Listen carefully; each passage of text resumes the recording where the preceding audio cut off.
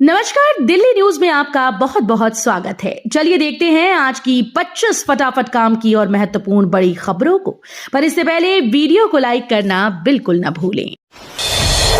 CM रेखा का आदेश, जन सुनवाई शिविरों में अधिकारियों की उपस्थिति अनिवार्य। दिल्ली की मुख्यमंत्री रेखा गुप्ता ने जन सुनवाई शिविरों को लेकर सख्त रुख अपनाया। उन्होंने स्पष्ट आदेश दिया कि अब इन शिविरों में संबंधित विभागों के अधिकारियों की उपस्थिति अनिवार्य होगी। मुख्यमंत्री ने चेतावनी दी है कि जो अधिकारी बिना वजह अनुपस्थित रहेंगे, उनके खिलाफ अनुशासनात्मक कार्रवाई की जाएगी। रेखा गुप्ता सरकार फिर शुरू करेगी 1981 की आवासीय योजना, दिल्ली वासियों को मिलेगा बड़ा लाभ। दिल्ली वासियों के लिए बड़ी खबर है। मुख्यमंत्री रेखा गुप्ता की सरकार राजधानी में 1981 में शुरू की गई ऐतिहासिक रोहिणी आवासीय योजना को एक बार फिर से लागू करने जा रही है। इस योजना के तहत आम और मध्यम वर्गीय परिवारों को किफायती दामों पर घर और प्लॉट उपलब्ध कराए जाएंगे। सरकार का कहना है कि वर्षों से लंबित आवास की समस्या को हल करने और लोगों को अपने घर का सपना पूरा करने का ये बड़ा कदम साबित होगा। दूसरे चुनाव में बॉन्ड शुल्क पर बवाल, एबीवीपी ने किया जोरदार प्रदर्शन।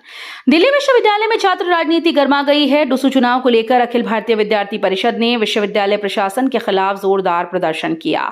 एबीवीपी का आरोप है कि उम्मीदवारों से 1 लाख रुपए का बॉन्ड भरवाने का फैसला पूरी तरह से छात्र विरोधी है। उनका कहना है कि ये नियम साधारण और गरीब पृष्ठभूमि से आने वाले छात्रों को चुनाव लड़ने से रोकने की कोशिश है। आप नेता पर ईडी की बड़ी कार्रवाई, ठिकानों से दस्तावेज और इलेक्ट्रॉनिक सामान जब्त। दिल्ली की राजनीति में बड़ी हलचल देखने को मिल रही है। प्रवर्तन निदेशालय ने आम आदमी पार्टी के एक वरिष्ठ नेता के ठिकानों पर छापेमारी की। मंगलवार सुबह से जारी इस कार्रवाई में एजेंसी ने कई अहम दस्तावेज और इलेक्ट्रॉनिक उपकरण अपने कब्जे में लिए। बताया जा रहा है कि ये छापेमारी एक पुराने वित्तीय मामले से जुड़ी है। कार्रवाई के बाद पार्टी नेताओं ने केंद्र सरकार पर बदले की राजनीति करने का आरोप लगाया। डीटीसी बसेस का किराया 16 साल से नहीं बढ़ा, बढ़ोतरी का इंतजार जारी। दिल्ली में डीटीसी बसेस के किराए को बढ़ाए 16 साल बीत चुके हैं। आखिरी बार साल 2009 में किराए में बदलाव किया गया था। इसके बाद से अब तक पेट्रोल, डीजल और मेंटेनेंस की लागत कई गुना बढ़ चुकी है, लेकिन किराया वही पुराना है। परिवहन विभाग का कहना है कि किराया न बढ़ने से डीटीसी पर भारी आर्थिक बोझ बढ़ा है। दिल्ली 2026 तक बनेगी ईवी कैपिटल, सड़कों पर दौड़ेंगी 8000 इलेक्ट्रिक बसेस। दिल्ली को देश की ईवी कैपिटल बनाने की दिशा में बड़ा कदम उठाया गया। राजधानी में 2026 तक 8000 इलेक्ट्रिक बसेस सड़कों पर उतरेंगी। इन बसेस के शामिल होने से न केवल प्रदूषण पर काबू पाने में मदद मिलेगी, बल्कि पब्लिक ट्रांसपोर्ट सिस्टम भी और मजबूत होगा। सरकार का कहना है कि इससे यात्रियों को सस्ती और पर्यावरण अनुकूल सुविधा मिलेगी। संकट में है दिल्ली वाले, फिर खतरे के निशान के करीब पहुंचा यमुना का जलस्तर। दिल्ली एक बार फिर से यमुना के बढ़ते जलस्तर से संकट में है। लगातार बारिश और पहाड़ों से छोड़े गए पानी के चलते यमुना नदी का स्तर खतरे के निशान के करीब पहुंच गया। प्रशासन ने बाढ़ की आशंका जताते हुए निचले इलाकों में अलर्ट जारी कर दिया। कई जगहों पर लोग पहले से ही सुरक्षित स्थानों की ओर शिफ्ट किए जा रहे हैं। स्थानीय लोगों का कहना है कि हालात बिगड़ते गए तो जनजीवन पूरी तरह से अस्त व्यस्त हो जाएगा। दुर्ग से दिल्ली के बीच साप्ताहिक स्पेशल ट्रेन शुरू, यात्रियों को बड़ी राहत। यात्रियों के लिए खुशखबरी है। रेलवे ने दुर्ग से दिल्ली के बीच साप्ताहिक स्पेशल ट्रेन चलाने की घोषणा की।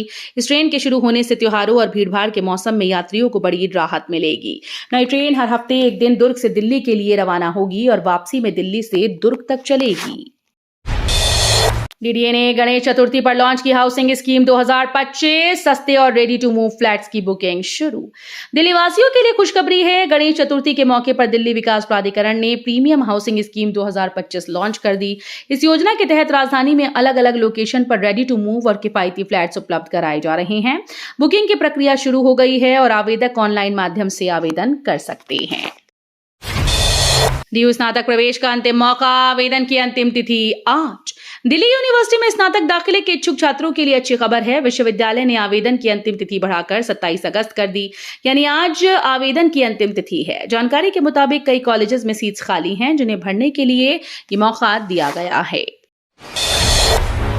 पुरानी दिल्ली की जगह अब सराय रोहिल्ला से चलेगी मालानी एक्सप्रेस, बदलेगा टाइम टेबल।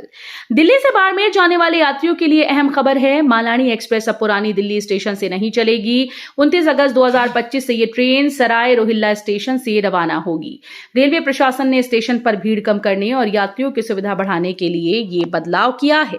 नई व्यवस्था के तहत ट्रेन दोपहर 12:30 बजे सराय रोहिल्ला पहुंचेगी और शाम 3:40 पर बाड़मेर के लिए रवाना होगी। मुख्यमंत्री रेखा गुप्ता ने अनाधिकृत कॉलोनीज में विकास तेज करने के दिए निर्देश। दिल्ली के अनाधिकृत कॉलोनीज में अब विकास कार्यों को और तेजी से आगे बढ़ाने की तैयारी है। मुख्यमंत्री रेखा गुप्ता ने संबंधित विभागों और अधिकारियों को स्पष्ट निर्देश दिए कि सड़क, सीवर, पानी और बिजली जैसी मूलभूत सुविधाओं को प्राथमिकता के आधार पर पूरा किया जाए। उन्होंने कहा कि इन इलाकों में रहने वाले लोगों को अब विकास से वंचित नहीं रखा जाएगा।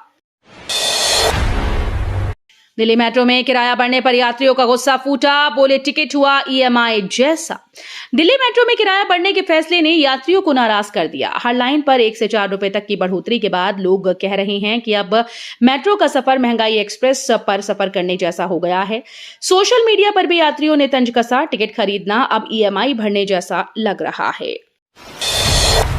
सीबीएसई एम्स ने शुरू किया प्रोजेक्ट में छात्रों के मानसिक स्वास्थ्य और जीवन कौशल पर खास फोकस।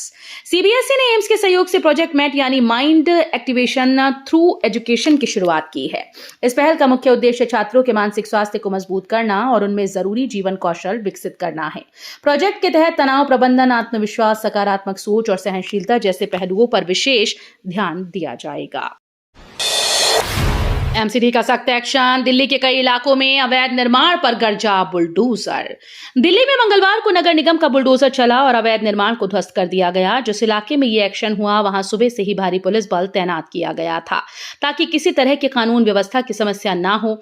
जैसे ही एमसीडी की टीम ने बुलडोजर चलाना शुरू किया, इलाके में अफरा तफरी मच गई। लोगों की भारी भीड़ मौके पर जुट गई और कार्रवाई का वीडियो सोशल मीडिया पर तेजी से वायरल हो रहा है। दिल्ली चिड़ियाघर में बाघिन के 5 शावकों की मौत, केवल 1 शावक जीवित। दिल्ली चिड़ियाघर से एक दुखद खबर सामने आई। यहां बाघिन ने हाल ही में 6 शावकों को जन्म दिया था, लेकिन उनमें से 5 ने दम तोड़ दिया। अब केवल 1 शावक जीवित बचा है। चिड़ियाघर प्रशासन के मुताबिक नवजात शावक बेहद कमजोर थे और उनमें से कई जन्म के समय से ही स्वास्थ्य संबंधी जटिलताओं से जूझ रहे थे। फिलहाल बचे हुए शावक को विशेष देखभाल में रखा गया और चिकित्सकों की टीम लगातार उनकी निगरानी कर रही है। दिल्ली में शुरू हुई मच्छर टर्मिनेटर ट्रेन, रेलवे ट्रैक किनारे मच्छरों का होगा सफाया। दिल्ली में डेंगू और मलेरिया जैसी बीमारियों से निपटने के लिए रेलवे ने एक अनोखी पहल शुरू की। राजधानी में पहली बार मच्छर टर्मिनेटर ट्रेन को हरी झंडी दिखाई गई। ये खास ट्रेन अपने डिब्बों में लगे उपकरणों से रेलवे ट्रैक के किनारे जमा गंदे पानी और झाड़ियों में कीटनाशक का छिड़काव करेगी। अधिकारियों का कहना है कि इस अभियान से न केवल यात्रियों बल्कि आसपास की बस्तियों को भी मच्छरों से राहत मिलेगी। हाईकोर्ट का बड़ा फैसला, 21 साल जेल में रह चुके कैदी की रिहाई पर एसआरबी का आदेश रद्द। दिल्ली हाईकोर्ट ने एक अहम फैसला सुनाते हुए उस कैदी की रिहाई पर रोक लगा दी जिससे 21 साल जेल में बिताए हैं।